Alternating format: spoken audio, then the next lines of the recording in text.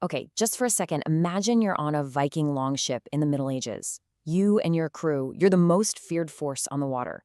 But as you're closing in on the walls of this massive city, you see something new. It's not arrows, it's not soldiers. It's a bronze tube and it roars like a dragon, spitting out this jet of liquid fire that doesn't just hit your ship, it sets the very water around you on fire. And that's the truly terrifying part, right? It wasn't just the flames. It was the fact that it completely defied nature. Water, the one thing that's supposed to save you from fire, suddenly becomes part of the weapon. It's an absolute nightmare made real, a weapon that feels like it's from another world. So, what was this insane invention? Well, it was known as Greek fire, and it was the most closely guarded state secret of the Byzantine Empire.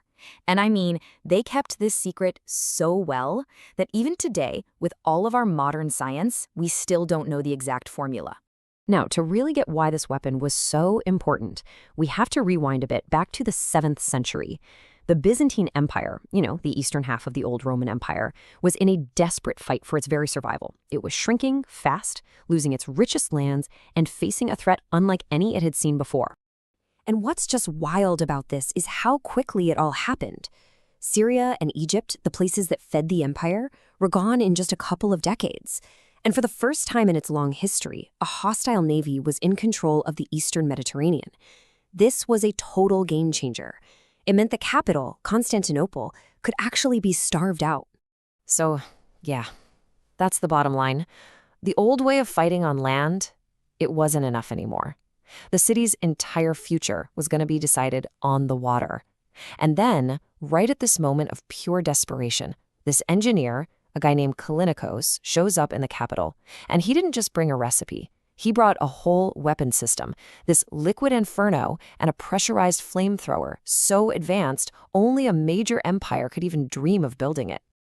And this is really the core of it all. See, Greek fire wasn't just a chemical you could mix up in a lab. It was a super sophisticated 3-part system. And it was how these 3 parts worked together that made it so unbelievably effective for so long. So let's break that down. Part 1, you've got the liquid inferno itself, the secret goo that could burn on water. Part 2, the bronze siphon, which was basically a flamethrower invented 1,000 years early. And Part 3, the imperial secret, the absolute iron grip of the state that controlled the whole operation. If you take away any one of those pieces, the weapon just doesn't work. It was all 3 together that made it this unbeatable strategic weapon. The Byzantines were masters of keeping a secret.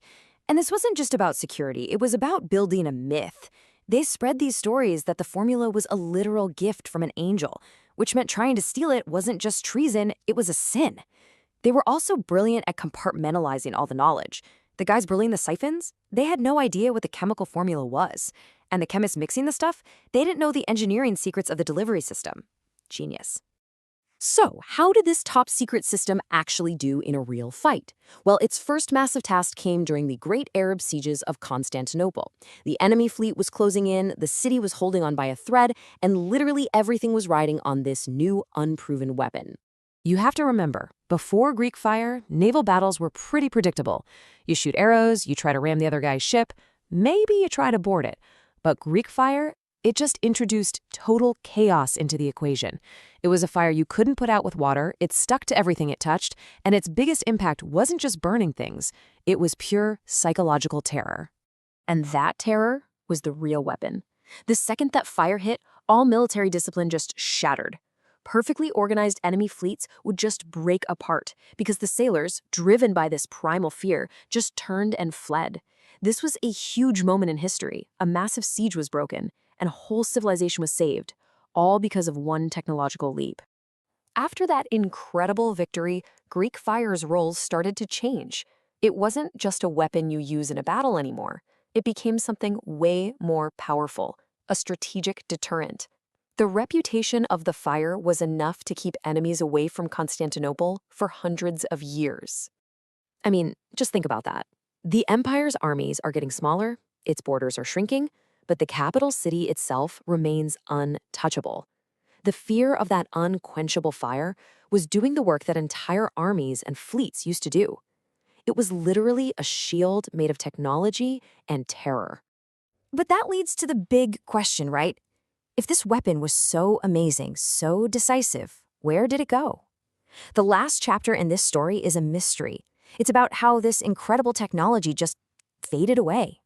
This timeline really shows its staying power. It was a decisive weapon for over 500 years. That's an incredible run. But you can see the decline. By the time of the Fourth Crusade in 1204, it just wasn't the game changer it used to be. And by the final fall of the city in 1453, it was gone. Vanished. And this, right here, is the most important point of this whole story. It wasn't that they just lost a recipe on a scroll. What they lost was the entire imperial system that was needed to make it work. The expert engineers, the state-run factories, the complex supply chains, the generations of knowledge. As the empire itself got weaker, the system that created the fire fell apart, and the secret of the fire just disappeared with it. So, in the end, what's the real legacy of this incredible lost weapon? It wasn't just about winning battles or burning ships. Its true purpose was buying time. We're talking centuries of time, which allowed Byzantine law, art, and all the classical knowledge they had preserved to survive long enough to be passed on, shaping the world that we all live in today. It really leaves you with a pretty amazing question to think about, and the story of Greek fire seems to suggest that the answer is yes. It's a powerful reminder that sometimes the right technology at just the right moment doesn't just change the outcome of a battle, it can actually change the timeline of civilization itself.